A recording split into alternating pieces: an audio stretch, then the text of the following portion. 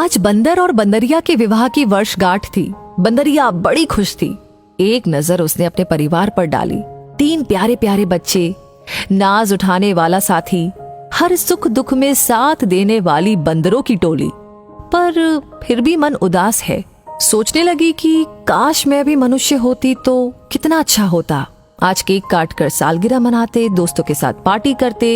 हाय, सच में कितना मजा आता। बंदर ने अपनी बंदरिया को देखकर तुरंत भाप लिया कि इसके दिमाग में जरूर कोई ख्याली पुलाव पक रहा है। उसने तुरंत से टोका, अजी सुनती हो, ये दिन में सपने देखना बंद करो, जरा अपने बच्चों को भी देख लो, जाने कहाँ भटक रहे हैं।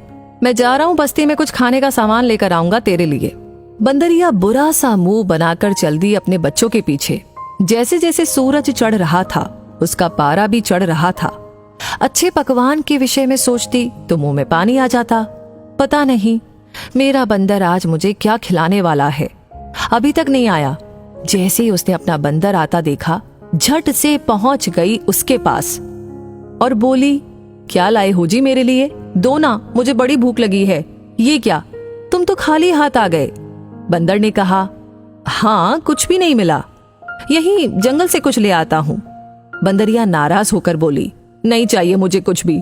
सुबह तो मजनू बन रहे थे, अब साधु क्यों बन गए? बंदर ने कहा, अरे भाग्यवान, जरा चुप भी रह लिया कर, पूरे दिन किचकिच किचकिच करती रहती हो।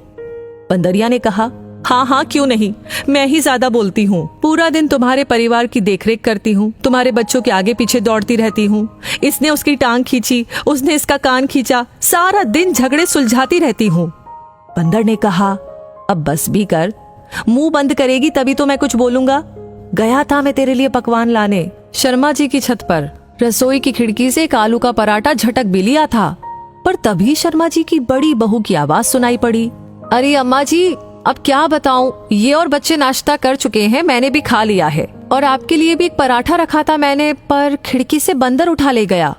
अब क्या करूं, फिर से चूल्हा चौका तो नहीं कर सकती मैं। आप देवरानी जी के वहां जाकर के खा लीजिए। अम्मा ने रुंधाई से स्वर में कहा, पर मुझे तो दवाई खानी है बेटा। बहू ने तुरंत पलटकर कहा, तो मैं क्या करूं अम्मा जी, वैसे भी आप शायद भूल गई हैं, आज से आपको वहीं खाना है। 1 महीना पूरा हो गया है आपका मेरे यहाँ पर खाते हुए। देवरानी जी तो शुरू से ही चालाक है, वो नहीं आएंगी आपको बुलाने, पर तय तो यही हुआ था कि 1 महीना आप यहाँ पर खाएंगी और 1 महीना वहाँ पर। अम्मा जी की आंखों में आंसू थे, वो बोल नहीं पा रही थी। बड़ी बहू फिर से बोली, ठीक है, अभी नहीं जाना चाहती है तो रुक जाइए, मैं 2 घंटे बाद दोपहर का भोजन बनाऊंगी, तब खा लीजिएगा। बंदर ने बंदरिया से कहा, भाग्यवान, मुझसे ये सब देखा नहीं गया और मैंने पराठा वहीं अम्मा जी के सामने गिरा दिया। बंदरिया की आंखों से आंसू बहने लगे। उसे अपने बंदर पर बड़ा गर्व हो रहा था और बोली, ऐसे घर का अन्न हम नहीं खाएंगे जहां माँ को बोझ समझते हैं। अच्छा हुआ जो हम इंसान नहीं हुए, हम जानवर ही ठीक हैं। सदैव प्रसन्न रहिए, जो प्राप्त है पर्याप्त